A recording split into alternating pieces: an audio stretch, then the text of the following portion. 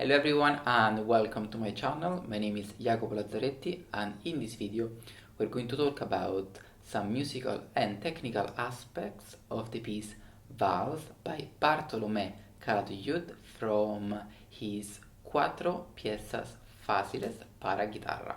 Now this is an easy piece, but it doesn't mean that we shouldn't play it. It's a nice piece, so it's worth to give it a try. Just read it. If you enjoy it, keep playing it. But anyway, let's get started. So the first aspect that I would like to mention is balance, and this is the balance between the melody and the accompaniment. So often, not necessarily in this piece, but in other pieces in which we have those two roles, the melody and the accompaniment, and when we're listening, we cannot really tell which one is which, and usually it might sound something like this.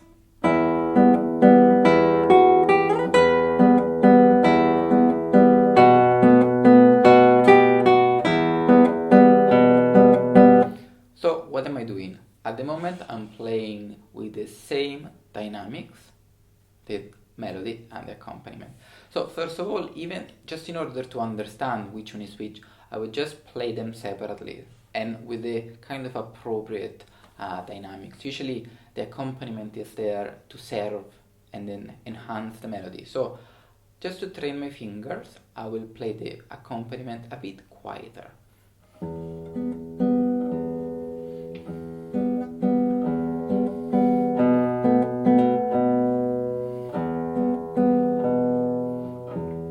And so on. And then I would just play the melody.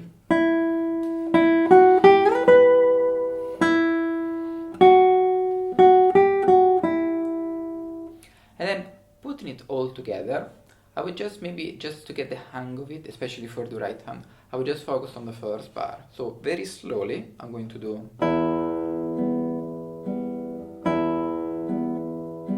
And you can imagine that you're setting the volume for each fingers on each beat. So maybe on the first beat we can think of forte, and then we can think of piano for the second and third beat. And then all together it's like forte, piano, piano, forte, piano, piano.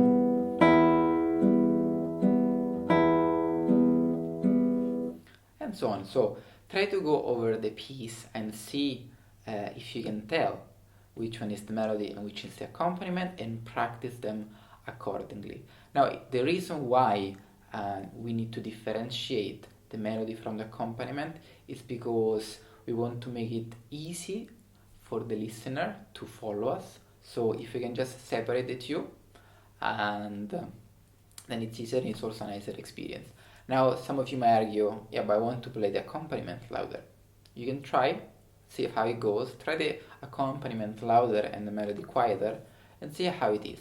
Usually the melody is there to sing, so it's probably there is going to be like a very nice tune, and if you play the accompaniment louder, that's going to kind of obscure and make muddier the melody. So usually the melody is there to be served and to be brought up, but just for the sake of it, try also the opposite. And it's also, in its own terms, a nice exercise for your technique to play the accompaniment louder and the melody quieter, so you have full control of your right hand. Now, the second aspect that I would like to talk about today are the harmonics at the very end of the piece. Now, when we're doing natural harmonics on the guitar, here we have the G, the B, and the E at the 12th fret. There are a few things that we need to think about, or at least be aware, for both our left and the right hand. Now, for the left hand, first of all, is where we're positioning the finger. We want the finger to be exactly above the fret bar. Not before, not after. So it needs to be above. The second thing is you don't want to press, because if you press, you're going to kind of diminish the sound. And then the third thing is, as soon as you have plucked, you want to lift your finger. Otherwise, because the finger is on the string and the string is vibrating, the harmonic is going to last for a shorter amount of time. The other aspect for the right hand is where we're going to pluck on the string. So usually I would pluck somewhere in between the end of the rosette and the bridge, so maybe somewhere over here. So that the harmonic is a very clear and responsive sound. But just again, for the sake of experimenting, try in different areas and see how your guitar responds. Maybe also the room will play a little bit the role in how resonant the harmonic is. But yes, try these different parameters and play with them to see what works and what doesn't work. Now, the last thing why I think it's worth to practice this piece is because there is a lot of repetition, so there are some phrases that are quite similar with each other, and that is an opportunity for us as performers to explore the colors and the dynamic. So for example, we start with this phrase here.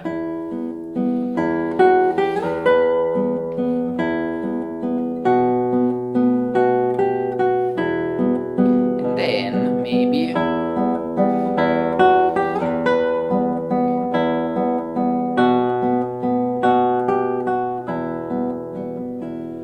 you can change the color towards the ponticello. Then there is the other section, maybe we could start it here. And then maybe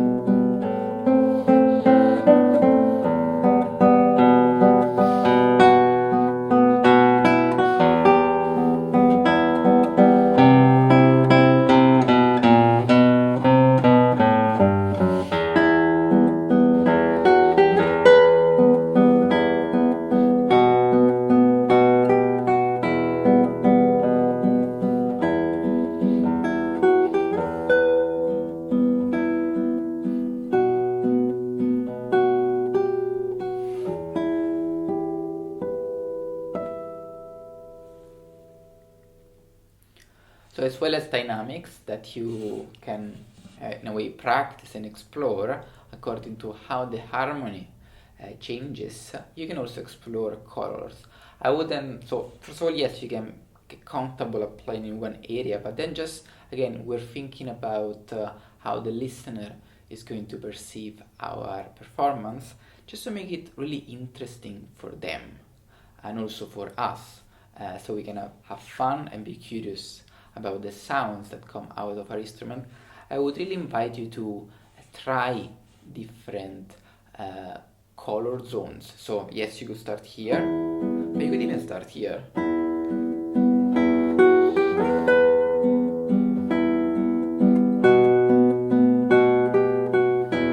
And then maybe